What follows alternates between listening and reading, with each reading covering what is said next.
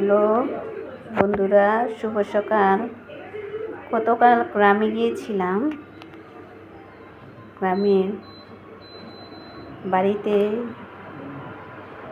মিষ্টি কুমড়া গাছ লাগিয়েছিলাম। মিষ্টি কুমড়া ধরেছে, দেখেন কত বড় মিষ্টি কুমড়া শাক নিয়ে আসছি গ্রাম থেকে।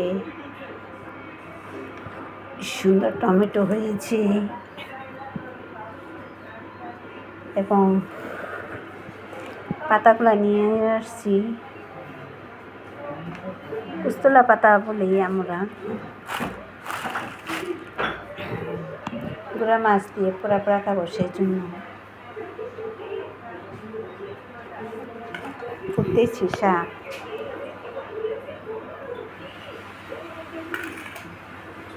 টমেটো,